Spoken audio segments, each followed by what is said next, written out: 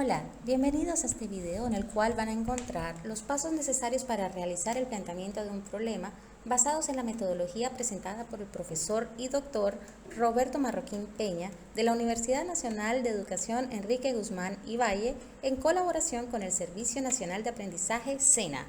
Empecemos.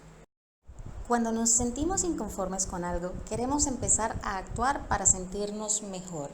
No obstante, si no conocemos a profundidad cuál es la situación actual real, es muy probable que desperdiciemos tiempo y recursos en solucionar una situación inexistente. Es por esto que contar con pasos que nos permitan entender cuál es el problema tiene tanto valor, pues podemos a partir de allí entender cuál es la situación o necesidad real del cliente para entonces poder buscar soluciones óptimas por medio de acciones y proyectos dirigidos. Empecemos por entender que el planteamiento de un problema se hace a través de un párrafo, el cual contiene como mínimo 10 líneas y en el cual tiene que existir coherencia entre un párrafo y otro o secuencia lógica. Los problemas levantados pueden ser de índole macro, micro y meso. Cuando entramos a hablar sobre la formulación del problema, es importante entender que ellos deben expresarse de forma interrogativa. Deben relacionarse dos o más variables. Es la fase más relevante de la investigación.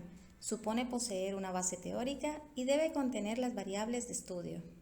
Según Kerlinger, la formulación de un problema se denomina también problema principal, a partir del cual se redacta el objetivo general y la hipótesis central.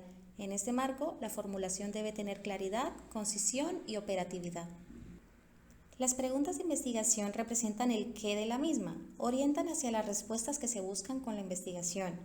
No deben utilizar términos ambiguos ni abstractos y deben establecerse sus límites temporales y espaciales del estudio, esbozar un perfil de las unidades de observación, lo cual va a permitir esbozar el tipo de la misma.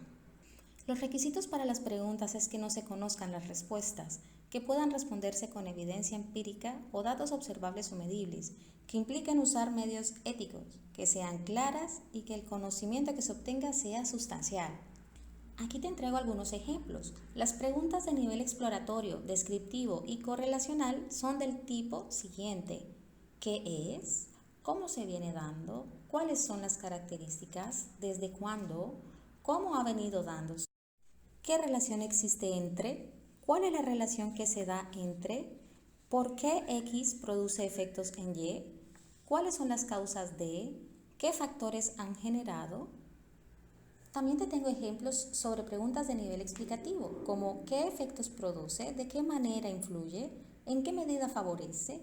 ¿Cuál es la influencia? ¿Cómo influye? ¿Cuáles serían los resultados? ¿Cuáles serían los efectos? ¿En qué grado favorece? ¿Cuáles serían los factores?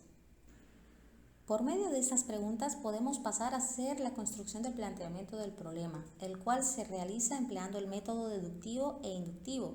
Se inicia por lo genérico para llegar a lo específico y en viceversa. Según César Augusto Bernal, dice que plantear un problema de investigación significa A. Enunciar el problema, B. Formular el problema. En síntesis, enunciar un problema es presentar una descripción general de la situación objeto de investigación. Es afirmar y estructurar más formalmente la idea de investigación, es decir, escribirlo en forma clara, precisa y accesible. Es importante también entender que el planteamiento de un problema es el primer paso de la investigación científica. Describe la realidad, describe la evolución histórica de la problemática, constituye la justificación de estudio y es la delimitación del problema.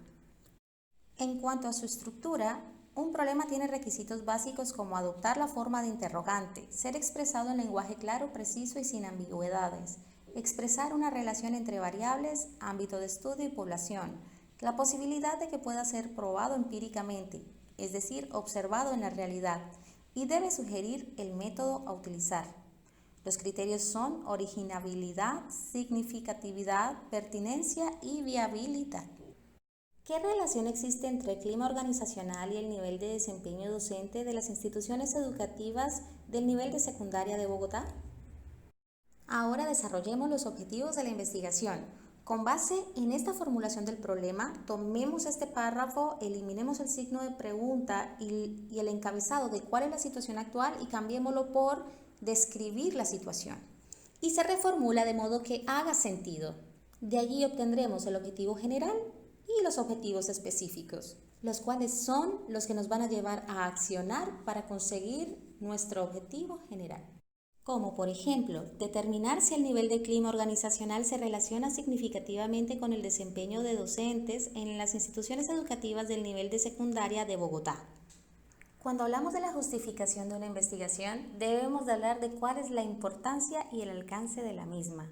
Se explica cómo contribuir al avance de los conocimientos, mejoramiento de las prácticas profesionales, se demuestran las bondades de la investigación a la comunidad científica, su relevancia futura y en la exposición de las razones del para qué y por qué del estudio.